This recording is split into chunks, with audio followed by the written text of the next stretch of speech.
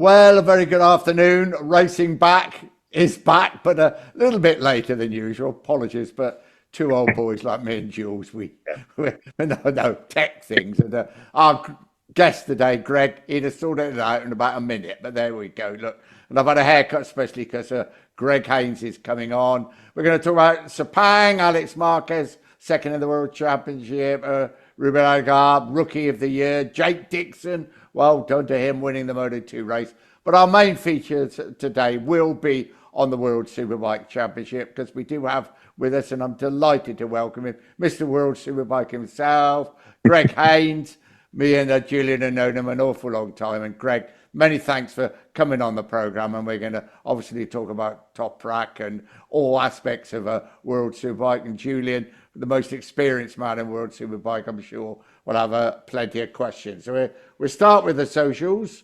As I say, as always, you're probably fed up with me saying it. I have to get it on right. Here we go. PDC Red. What a fabulous edition of the podcast. Just wanted to hear your thoughts and memories. Red Rider the biker 5 days ago.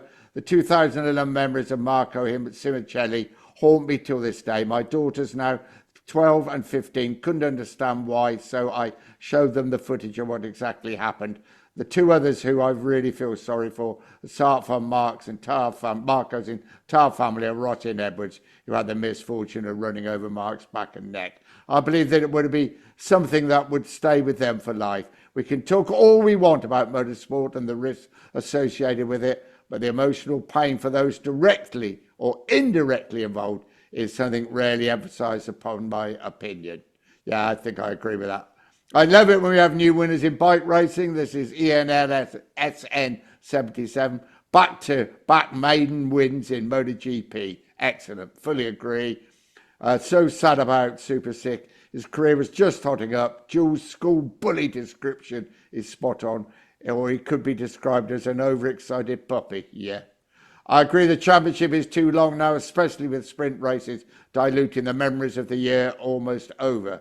KRTT 750. I'm surprised that Julian's old pal Keith Ewan is not considered Mr. Superbike. But having said that, Gregory Haines is the real deal. AKH protege, if you will. With the knowledge and drama, only the British commentators seem to be able to muster. I wish the World Superbike's website would hire him once again. Naveen Pawal, 46. Mark won't be coming to the Valencia test. How much will it affect his title chances in 2026? Not a great deal, I don't think, but we'll be talking about that at some stage. Great show, Stuart Johnson. So glad I found your pod. The voices of MotoGP and World Superbike. Old voices are but gold. Stu J, Southport, Australia. I used to visit Casey Stoner's granny. Used to live just round the corner from me. Well, there you go. 2 days ago, APEC 0002. Nick, we miss Indy too. More we miss Nicky. And I'm sure that is Nicky Hayden we're talking about. Mark Anderson, Jones, I'm absolutely enjoying your ramblings. What about your favourite races? For me, the first two Australian Grand Prix, 89 and 90, where Todd had to get the atmosphere. Also, Suzuka missed that old circuit. Noriabe's debut was edge of the seat. Keep up the good work. And Julian, it's great to talk to you at the recent Stafford show. Oh. I tell anyone that would listen to tune into you both. Regards, Mark Adams from Winsford. There you go. Cheshire boys sticking together. Be careful here, Greg, because they'll be ganging up on us. IOYDN61, just discovered your outstanding pod. Well done, chaps. This is what I've been looking for. I first discovered our glorious sport when I was 10 years old, and my late uncle took me to a North Gloucestershire meeting at Wellesbourne Airfield in Warwickshire. This sparked my interest. To this day, I love it. Well done, boys. Yeah, could have been me commentating. I started my commentary career for the North Gloucestershire Club. Luke, love the story from Dennis about concussion. So entertaining. Should take out most of the episode. Just for him for over 2. Yeah, there we go. So that's it, boys. Right. Not too much talking from NJWH. Let's get on to World Superbike with Greg and with Julian. I'm going to ask the first question, then you boys go. Toprak, how is he going to do, Greg? You know him better than anybody. Well, first of all, thank you for the introduction, guys, and thank you for the reader message there. That's very, very kind. I heard what you said at the end of last week's episode, Nick, so this is my answer. He's going to come in, he's going to blitz everyone, he's going to destroy Marquez, he's the reigning World Superbike champion. No, in all honesty, I think it's going to be very difficult, actually, based on what Toprak has told me himself. I think if he has a few top tens, he should be pleased. He's got to be realistic. A lot of it, I'm sure you'll agree, Jules, is going to depend on the new V4 Yamaha, isn't it? But it's a learning year. But I think he's got to keep his head because it's going to be tough ahead of what should be a good chance in 2027 with the new tyres and the new rules.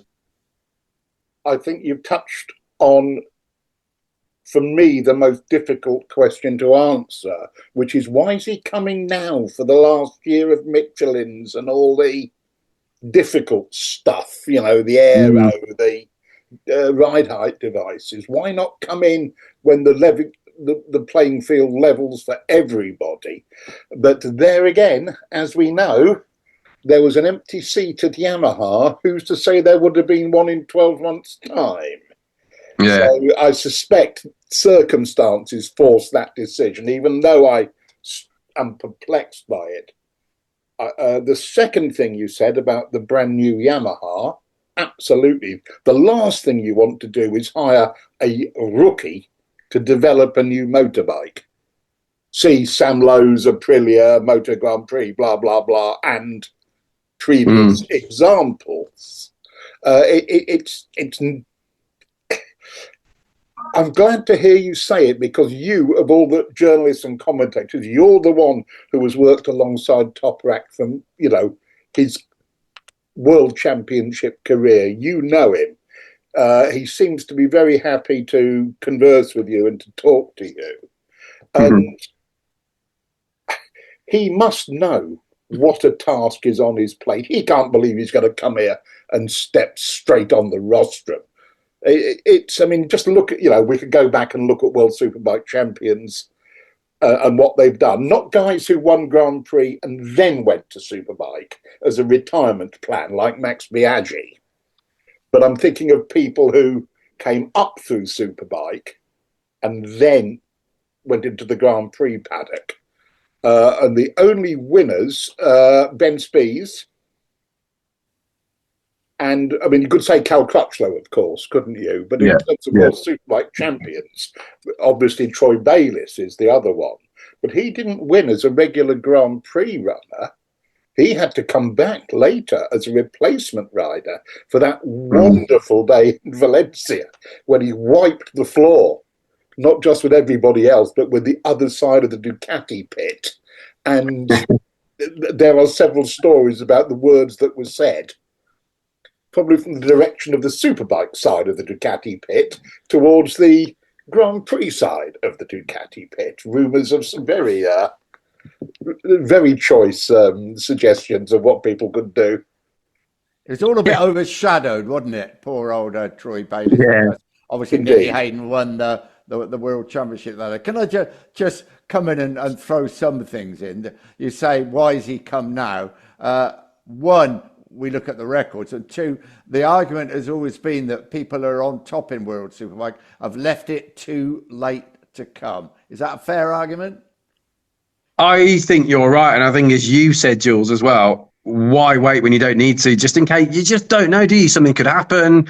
He could get hurt, God forbid, but you just never know. Someone else could come in and grab that ride, and then he'd regret it for the rest of his life. And Toprak knows, because I've spoken to him at length. And like you say, he's a good guy. He's very trustworthy. I've never once known him say something that's turned out to be a bit of a white lie, which a lot of riders do, as we all know.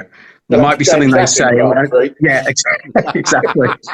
And we remember a year later, 5 years later, maybe even a couple of days later, we think, hang on a second, what you said whenever, that wasn't quite true, was it? I've never known Toprak to ever do that, because I think he is so good.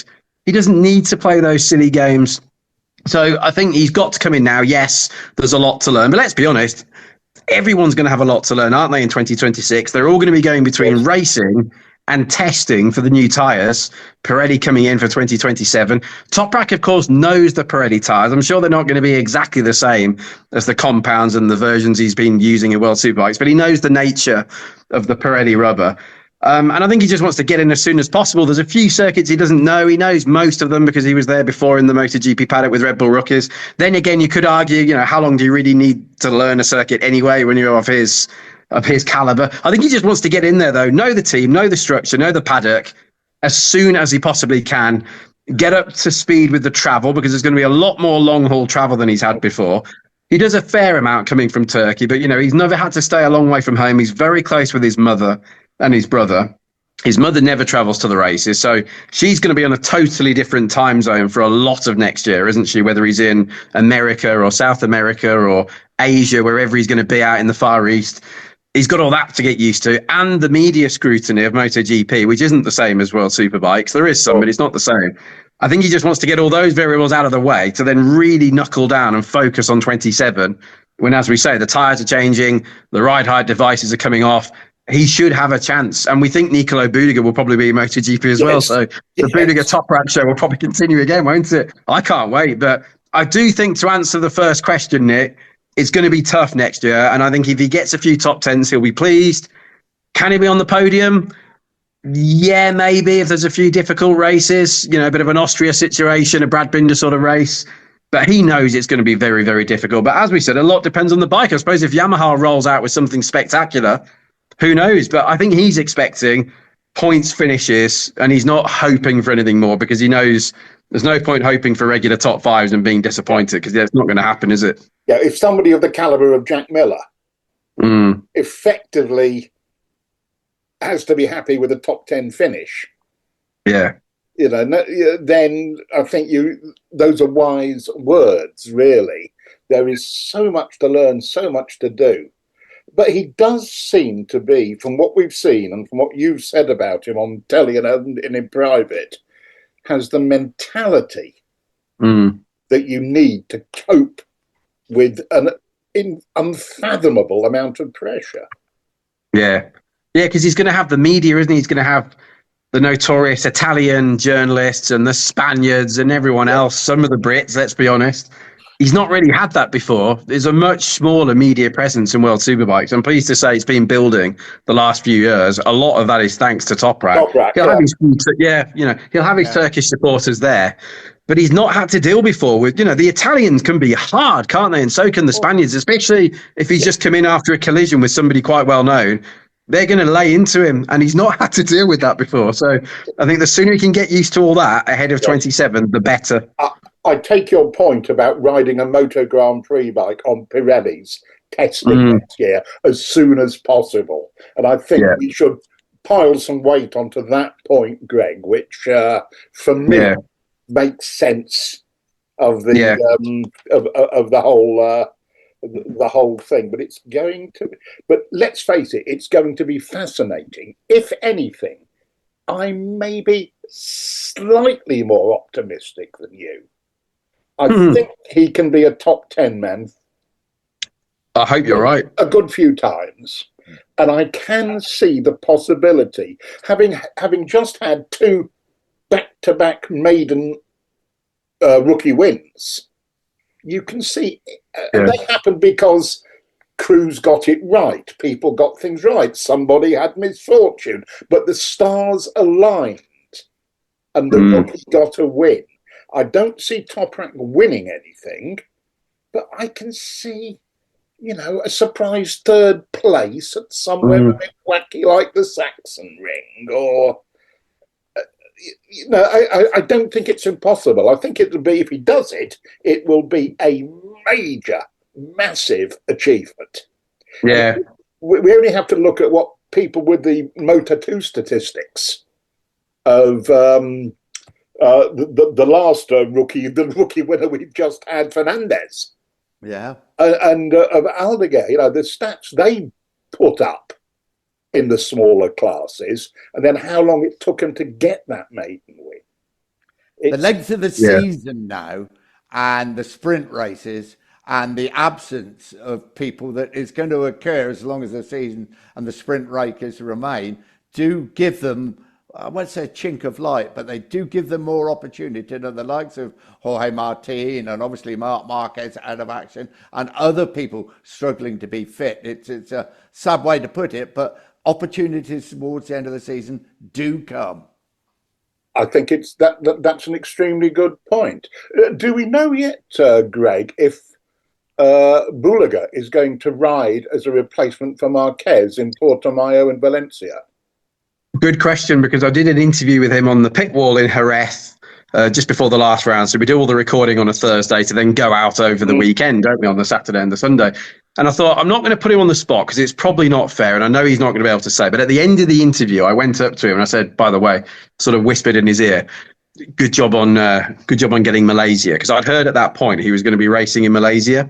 Right. And he said, actually, he said they did want me to, but I wanted to do some testing beforehand. So he actually turned it down, which I think is a very smart move, because he would have gone in and he wouldn't have had any testing. He would have been somewhere towards the back. I think that's fair to say, even on that bike. And we know what that means if you go in cold. Exactly. And the same would happen to Alvaro Bautista, hadn't it, a couple of years ago, although he had been injured, to be fair, in a Jerez Superbike test. But as far as I'm aware, yes, he's doing Portimao and he's doing Valencia, and he will have had a test before. So here we are sat here now. He may well even be testing now, for all we know, somewhere in Europe. So that's exciting, isn't it? And we already know he's got a contract, as you've said a few times, Jules, over the last few weeks on this show. A few times. That's putting it mildly. So, he could be Marc Marquez's teammate in 2027. It could be fantastic. I also think with Toprak, just to go back to that, I think he's gone as soon as he has, because the other rumours were he was either going to stay with BMW in World Superbikes. There was another interesting rumour, and I know it could have happened because they were talking to race with Honda in World Superbikes next year and then move to MotoGP with Honda in 27. But the only thing is, with the current situation as it happens coming over to Yamaha, let's say he'd stayed with BMW, he wouldn't have probably been allowed to do any MotoGP testing through next season if he was on a BMW contract. So I think the Honda thing was quite attractive, and the eventual offer, the Yamaha one. I also got the impression from talking to some people at Yamaha that when he did the original test at Jerez a year or so ago, do you remember he said he wanted a lower seat positioning and wanted a few things changed, which they apparently didn't give him? I'm not sure Lynn Jarvis at the time, and Lynn, if you're listening, correct me if I'm wrong, I'm not sure he was that bothered about running Toprak, but I know Paolo Pavesio is the man who's obviously taken over, and he still considers his best career highlight as a boss or a manager Toprak's title win in Indonesia with Yamaha in 21. So I'm sure he'll get everything he wants. The only thing he hasn't got, which is a little bit concerning, is his crew chief, Phil Marin, who we think is going to be over at KTM with Brad Binder. So it sounds like Alberto Giribuola is coming in from Tech 3 KTM. He left them, I think it was after Assen, wasn't it, earlier this year, or after Brno, I think it was, earlier this season. Had been working with Enea Bastianini. So hopefully they get on and they click, because we need a good relationship there, don't we? We need like an Irv Kanemoto, Freddie Spencer link-up, or a Burgess Rossi connection, Perariba, Jonathan Ray, because he needs to have someone to support him, I think, mentally for when things do get tough, which they will. I'm sure Giribola is great. We know Toprak is, but let's just hope they click together, because that could be crucial, I feel. I think Phil Marin will be back with them at some point, but not next year, that's for sure. And it was Toprak's father's dream, wasn't it, for him to race in MotoGP, and that probably helped the decision as well. Yeah, I think so, and it's an interesting one, Nick, because he's kept that kind of quiet until the last few months of this season, because he's always said he wasn't that bothered with MotoGP. He didn't find the paddock the friendliest. Depending on who you talk to, some people say the MotoGP paddock's friendlier. Some will say Superbikes. Some will say they're both good places. I think they're both great, personally. Although Superbike is more relaxed, there's no doubt about it, because there's a little bit less money around. There's less media scrutiny. The fans are in the paddock, so it is a different atmosphere. There's no doubt. Yeah. But yes, his father, Tek Arif, one-wheel Arif, stuntman, sadly died when Toprak was 21, 2017, not long after Toprak's birthday. So about this time of year in November. But yes, apparently it was his dream for Toprak to race in MotoGP. So he'll be doing it for his dad. And he is quite religious, Toprak. He is a practicing Muslim, which is why we don't see him spraying the champagne or the Prosecco. He gets off the podium and then comes back for the photos. But he's more spiritual, and he's he has a real spiritual belief, and he'll be doing it for his dad, and that will help him. And he already knows next year is going to be very difficult. So I don't think he's going to let it get him down if he does have a few incidents or struggles, because he's already expecting it. He's not going into it as Pecco Bagnaia was this season, hoping for a title challenge and having a very, very difficult time. Toprak knows it's going to be tough. Interesting, Greg. To me, fairly new pieces of information there. Obviously, the Phil Marin thing has been brewing. Yeah. The wishes of his father is, and the post-Lynn Jarvis Yamaha boss. There is the politics pushing him in. There is that desire to do his father memory justice, as it were. So there's all sorts of factors pushing Toprak into this. Yeah, and I think he also knows he can fall back on World Superbikes whenever he wants to, really, you know. Yeah. He can go back into that paddock when he wants and win on pretty much anything, as he's already proven. Give him a Ducati, a BMW, a Yamaha, a Bimota, a Honda, maybe a Kawasaki. That might be a bit more difficult, but pretty much any bike on that grid, he could win the championship on at the moment, I think. That is the remarkable thing, isn't it? Where are the other BMWs in Superbike? Hello, you know. Yeah, it was like Marquez on the Honda, and this has always been the way to identify somebody doing something really exceptional. Yeah.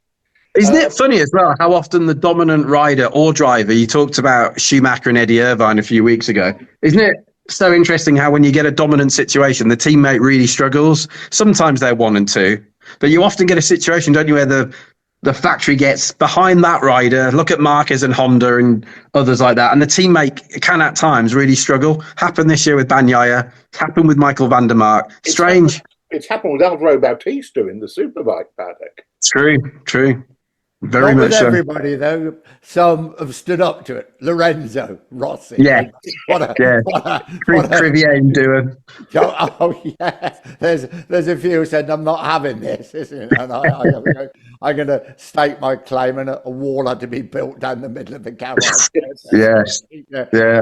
Keep them apart. But it's a really interesting situation for me, who probably looks at World Superbike a little bit through MotoGP spectacles. And we were talking before we came on. Now, there's only one World Superbike champion that hasn't taken part in a MotoGP or a 500cc race, and that's Tom Sykes. I mean, that's a remarkable record, isn't it? As I said, Doug Poland. I thought Fred Merkel at first, but it wasn't. It was Sykes. No. Fred, in his second championship year, had 3 races on Pirellis as the teammate of Keeley in the Honda team, which he suffered badly. He was at the Misano, the boycotted race. He got the finger from Eddie Lawson as well, did he? He was distraught on Saturday night looking at the timing sheets. I'm going to get lapped. And he was going a second slower than he had on the Friday because the team weren't interested. You know, it's all horrible. He did score points in his third and final one at Donington. So I think he was 11th in Donington. Yep, split Rob McElvain. Martin Rain's stats in front of me, He was behind Rob McElvain in front of Roger Burnett. Incidentally, as well, that 1989 Misano race, that Nations Grand Prix would have been, wouldn't it, back then? Yes, I think it probably was. As you said a month or so ago on this show, obviously Frankie Keeley won, but Simon Buckmaster finished second, didn't he, when pretty much everyone else boycotted that race. So I like to remind Simon about that, as he's obviously the Triumph team principal in World Supersport. So, I remember that, Simon, the one when pretty much everyone else boycotted, so we always have a good laugh on that one. I don't think he cared at the time. Absolutely not. And I've been to a few boycotted races, and, you know, it's very difficult. But the people who slog it out, or did in those days, living hand to mouth and traveling around Europe, it was a massive opportunity for them to win some money to start with and to gain a little bit of prestige. So it worked both ways. The fans wanted to see, obviously, the top men, but I remember in Nagaro, there was a Spa once on there, and it did happen. I'm really interested in, it's what I find interesting, Greg, what you said about Toprak. He could have made a World Superbike and become a multi-millionaire. I'm sure he's a millionaire already. And others, all the way we look through, because the opportunities went right, did exactly that, didn't it? And you can never blame them for doing that. I really admire him coming, because he's stepping into the lion's den, isn't he? Yeah, and okay, he's going to be comfortable for the rest of his life. You know, he's made good money, as you already say. Yeah. He's got Keenan Sofoglu behind him. Now, they all like a bit of bling, though. You know, they're all driving around in Ferraris and goodness knows what else. If anyone who follows Keenan Sofoglu on Instagram, spectacular house over there in Turkey. But, you know, Toprak's never going to be worrying, I don't think, about having a roof over his head or where his next meal's coming from. So I suppose in that sense, he can afford to take the risk. But, yeah, you know, has he got more to gain or more to lose? I guess he's in a bit of neutral ground at the moment, isn't he? But it's going to be, he would have regretted not giving it a go. Let's put it that way. He has no, what more can he prove? Exactly. That It goes so fast. Right, 10 minutes ago we're being told, and we're only scraping the surface here. I've got so many questions I want to ask. Jules, who were the best that never came over to MotoGP full time? Well, Carl Fogarty. Obviously, I'm tempted to say Carl Fogarty as a prime, because that was one of the occasions, like with Toprak, where the Grand Prix paddock and establishment is aware that over there in that other place is someone who we think should be here. Yeah. The bloke I thought would have gone well on a 500 was Aaron Slight. Ah, yes. The best man never to win the title. I thought his style would have suited the 500s. But I mean, Carl Fogarty is an obvious answer, isn't it? Why not Johnny Ray? Oh, yeah. Why not? You know, why shouldn't I be saying Johnny Ray in answer to every question? The bloke who could have come never had the offer that he thought he deserved, i.e. a factory bike in a good team, blah, blah, blah. The two races he rode, he was deeply impressive and obviously riding extremely well within himself. Yeah. Put it mildly. And I have to remind myself that that was in his Honda days, of course, before he'd won a World Superbike title. Yes. He knew that there was something special there. And I've watched your interview with Johnny Ray, Greg, over the weekend. A very long interview, and an article you've written. I mean, he is right up there with the very, very top. I mean, the statistics say that, but in every other way as well. Yeah, and I agree with Jules as well. Funnily enough, actually, that was the first MotoGP race I ever went to, doing a bit of a test for Dorna. I remember seeing you both in the media centre, but at the time I didn't speak with you both because I was a bit nervous, knowing both of your voices. So it's strange to be sat here with you now doing this podcast, but an absolute pleasure. But I remember it was Aragon 2012, and as we just said, it was Johnny's first race, wasn't it, on the Repsol Honda, subbing for the injured Casey Stoner, who I believe that he just had that accident, hadn't he, at Indianapolis, big high side. Yeah, absolutely. And he was out of action. And it was the race where Nicky Hayden, bless him, hit the barrier, if you remember, at the end of the back straight and went over the top of the barrier. But yeah, I think that's also why Johnny stayed at Honda for as long as he did, because I think he probably would have moved on, because although the Pata Honda, and he had a great season in the year after, in a couple of years after in 2014, he had a very good year, finished third in the championship. But he probably would have moved sooner, but he obviously stuck with Honda to try and get into MotoGP, and it just didn't happen, did it? Yeah. A shame, really. I can't think of many others, like you say, Jules, who were better than Jonathan, who never got a proper shot. I mean, Scott Russell came in halfway through the season as a replacement for Gobert. If I remember correctly. Suzuki?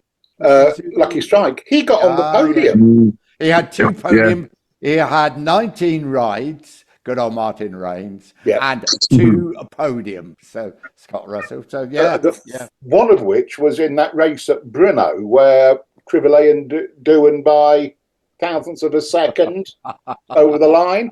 And everybody forgets that third in that race was Scott Russell. That's right. Everybody was looking at Mick Doohan's reactions to he followed the whole race and then overtaken on the last bend. I put Scott somewhat in the same bracket as Ben Spies. Those were guys who would have done more. I mean, Ben Spies would have won more than one Grand Prix, wouldn't he? Oh, well, without a shadow of doubt, it was Indus it did. And what about the ones that came over and should have won Grand Prix and didn't? I mean, the one that stands out like a beacon is Colin Edwards, isn't it? Yeah. I mean, Howard Floyd, I mean, I'll never forget that Dutch TT in 2006. No. The last corner. Yeah, with Nicky Hayden, wasn't it? Nicky went through the gravel and came across, and Colin was down, and that was such massive misfortune, wasn't it? And you never know, because sometimes you get that breakthrough first win, and they come along a bit like London buses. Who knows what might have happened, but it must have knocked his confidence. And of course, he got no sympathy because Nicky won, and who's going to be nasty about Nicky? Yeah. 196 MotoGP starts, and the best result second. Wow. He without a doubt deserve one. And others going the other way. Obviously, Max Biaggi absolutely dominated the 250cc World Championship, but probably should have won a MotoGP World Championship. I remember winning that first ever Grand Prix at Suzuka. But then he came over and was a very good superbike rider and took the championship. Yeah, two of them, of course, for Aprilia, and still the oldest World Superbike champion, the only man over the age of 40 to have claimed the World Superbike title in 2012. And that was a memorable one, just half a point ahead of Tom Sykes. Incredible finale at Manicourt. And others that have done it, John Kaczynski, how many? He had 4 wins in the 500cc class. And what I always forget is Carlos Checa. Yes. Cool. And Raymond Roche never won a Grand Prix. No, he didn't. Should have done, but he never did. No. But, I would agree with you. He's well capable, and Raymond's misfortune was being up against all those Americans and Australians. Pretty tough old time in the 500cc class. You'd think in those days for Raymond Roche. Really nice guy. Very, very good rider indeed. Very nice guy. As long as you went alongside him on a motorcycle. Very much so. But Carlos Checa, I be honest, no disrespect to him. I remember him winning 2 Grand Prix? 2 500cc Grand Prix. But I'd really forgotten he went to World Superbike and rode brilliantly there, didn't he? This was a problem for people coming up to World Superbike. The Carlos Checas, the Sylvain Guintolis, who were effectively spat out of the Grand Prix paddock, out of the 500 Moto Grand Prix, and then went and cleaned up's a bit, sort of had to work a bit harder than that, to win. And a Moto Grand Prix team manager's view was, if you can't beat Sylvain, why the hell should I employ you? And this was this was the unspoken question that certainly in this country was very difficult to articulate because people got a bit upset about it. But, Alberto Puig, for instance, boss of recruitment at Honda. Never to be argued with. His opinion of superbike riders was low. Look who he recruited for the Honda team. He recruited Grand Prix riders across the paddock. Yeah. What about Cal Crutchlow? I know we're running out of time, but there's a man that probably would have won the World Superbike Championship at some stage, I would have thought. It was a brave decision by him, wasn't it? After one season, was it? He won the Supersport, one decision, and went to MotoGP. Now, that's what it took, I think. It's what Ben Spies did as well. One season, win it, and in. And because certainly back in the days of the 500, you could not afford to develop what would be seen as the bad habits that a production bike gave you if you wanted to come and ride a 2-stroke. You needed to not let that get into your system. And Cal Crutchlow and Ben Spies were well aware of that. Yeah, I think if it was for grit and determination, Cal Crutchlow would be world champion, wouldn't he? And I think, like you say, if he'd stayed in World Supers, he probably would be. Maybe our good mate Chaz Davies should be thrown in as well. Obviously, spent some time racing in America. Came over for a while in the GP paddock, didn't he? He was Chaz definitely. Chaz rode, a 250. Yeah, he was one of those young riders and battled on through incredibly difficult circumstances, financially and everything else. A great family backing, and then went to Supersport, went to World Superbike, and did a brilliant job, Chaz. Of course, Casey Stoner's great mate, and they went their different ways. 2-minute warning, Mr. Harris. Less than a minute now. Right, very quickly, Greg. Future of World Superbike. I mean, it's a tricky time for everybody, isn't it? That's a long answer required, but I'm going to have to be brief because of our time. Obviously, things are going to change. It's going to Michelin tyres, rule changes for 27, even talk of Supersport rules becoming the main class. We'll see what happens in the future. But yes, Buliga will probably be gone to GP. Jonathan Ray's gone. Toprak's gone. A new era beginning, I think, from 2027 onwards. We look forward to it.